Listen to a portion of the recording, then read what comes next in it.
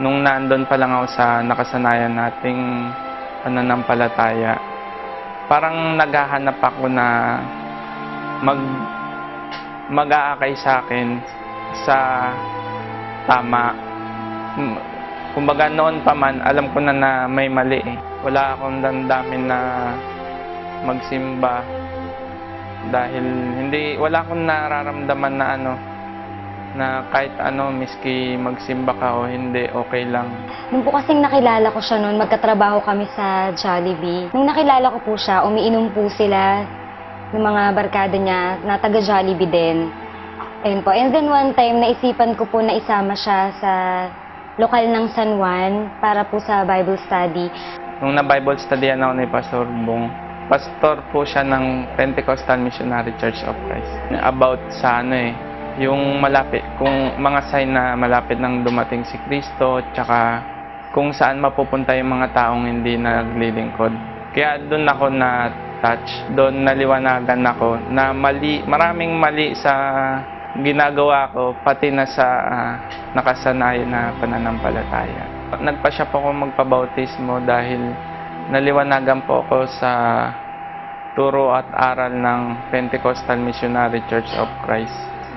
At isa pa, yung nakita ko rin na yung mga pastor dito walang sahod. Binigay nila yung buong buhay nila para kay Christ.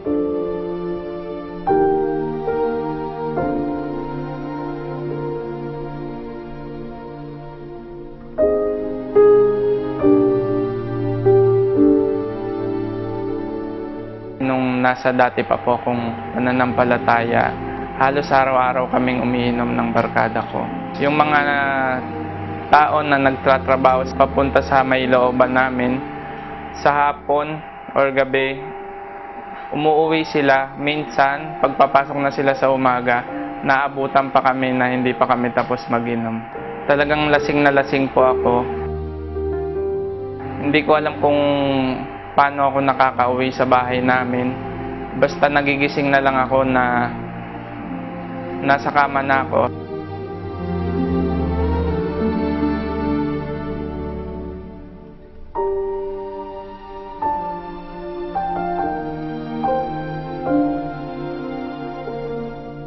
Naranasan ko rin po na magkaroon ng ibang babae bukod sa girlfriend ko. At hindi ako nakontento doon na naranasan ko pa na pagsabayin yung tatlong babae. Wala pong direksyon ng buhay niya, hindi po siya naglilingkod, hindi siya nagsisimba, wala po siyang sense of responsibility. Hindi rin ako nagtatrabaho noon. Maasa lang ako sa magulang ko.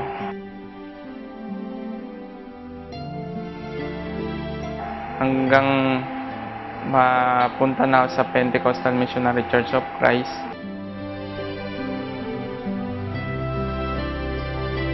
Dahil po sa pagtuturo ng aral tungkol sa Biblia ng mga pastor, unti-unti ko pong naitigil yung aking bisyo tulad ng pag-inom ng alak at paninigarilyo. Natuto na ako na maging masikap sa trabaho, magtipid, sapat na yung may nakakain tsaka may nasusuot. Hindi kagaya nung dati na parang maluho. Kagaya ng mga kagamitan na hindi naman kailangan pero ginugusto ko. Tulad ng mga magagarang damit at marami rin sa mga barkada ko nagsasabi na nagbago na daw ako. Nakatulong po ng malaki yung paglilingkod ni Fermi para sa pagsasama po namin. So, simula po nung ikinasal kami, nakita ko naman po yung pagsusumikap niya para sa pamilya namin. Sa katunayan niyan, kahit po alam niya na malalayo siya sa amin, pinili niya na magtrabaho sa ibang bansa. Kung noon, barkada lang yung lagi kong iniisip, biyaya po ng Panginoong Diyos. Nagtatrabaho na po ako ngayon sa Abu Dhabi bilang boat driver.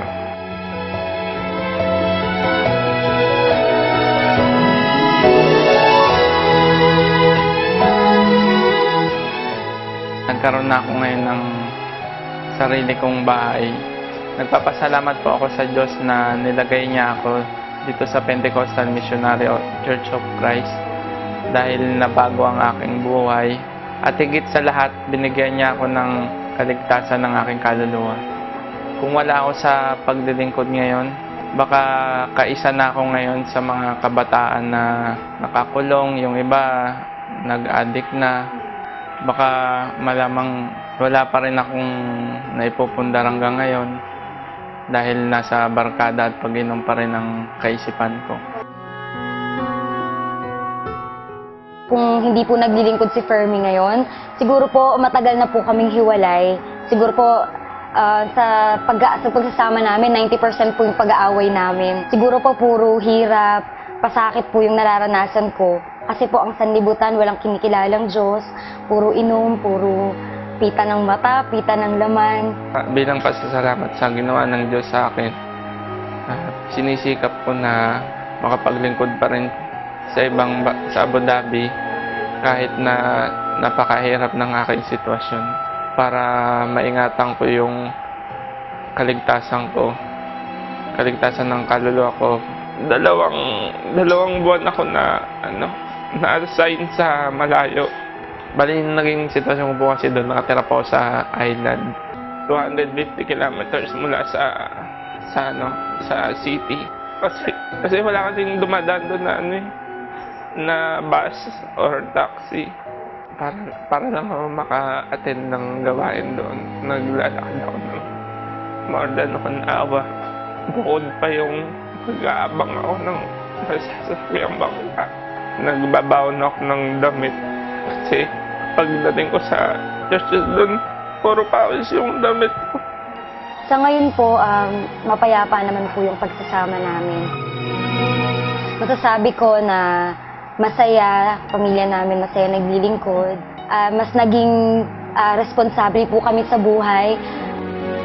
Mas nakilala namin na ang buhay namin ay hindi lamang dapat na iniisip namin yung sarili lang namin, yung pang sariling pangangailangan lang, kundi dapat ang aming buhay ay pinaglilingkod din sa Panginoon at upang maipalaganap ang ebanghelyo ng Diyos. Kahit ano pong mangyari, anumang pagsubok ang dumating sa buhay namin, maglilingkod po kami kahit anong hirap. Ang paninindigan ko po ngayon pagdating sa paglilingkod ay makatulong lalo sa gawain ng Panginoon.